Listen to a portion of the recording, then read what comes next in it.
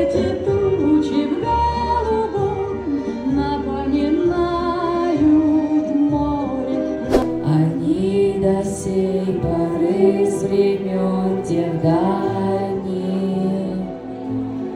летят, подают нам голоса.